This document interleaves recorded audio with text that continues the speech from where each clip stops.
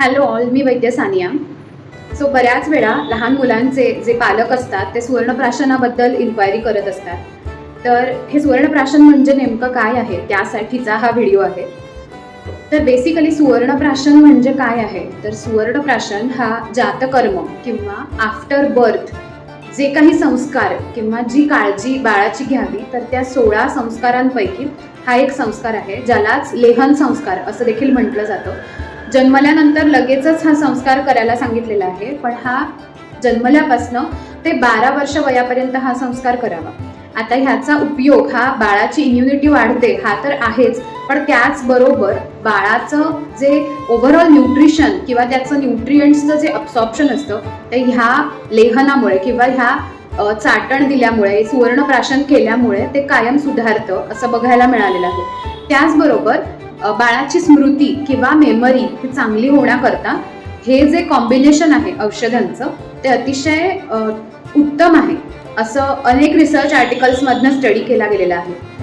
त्याचबरोबर ओव्हरऑल त्या बाळाचं जे पोषण आहे ते चांगलं होतं. हेल्थ बेनिफिट्स बघायला गेले तर माइलस्टोन्स किंवा डेव्हलपमेंटल माइलस्टोन्स जे मुलांचे असतात, तर लहान मुलांचे ते चांगल्या प्रकारे बघायला मिळतात सुवर्णप्राशन ज्यांच्यामध्ये करत असतो अशा मुलांमध्ये. त्याचबरोबर सुवर्णप्राशन हे खरं तर रोज करायला सांगितलेलं आहे, पण तरी देखील आताच्या बदललेल्या लाईफस्टाईलनुसार ते पुष्य नक्षत्रावर युजली केलं जातं.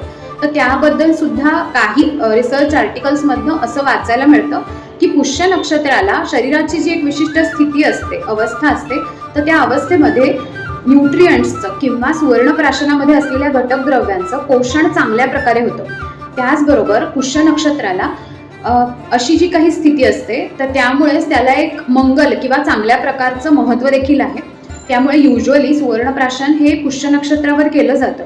ते किती वयाच्या मुलांपर्यंत द्यावं, तर जन्मल्यापासून ते 12 वर्ष वयापर्यंत सुवर्णप्राशन करू शकतो. त्याची मात्रा वयानुसार आणि वजनानुसार बाळाच्या किंवा गरजेनुसार ही वेगवेगळी असते.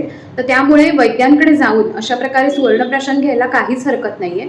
अन्यथा वेगळी कुठलीही कंप्लेंट जर आपल्या बाळाला असेल तर वैद्यांना कन्सल्ट करूनच सुवर्णप्राशन करावं. या व्यतिरिक्त सुवर्णप्राशनाबद्दल ज्या काही शंका असतील त्या नक्की विचारा आणि अशाच प्रकारच्या माहितीसाठी पेजला आणि यूट्यूब चॅनलला सुद्धा नक्की फॉलो करा. थँक्यू.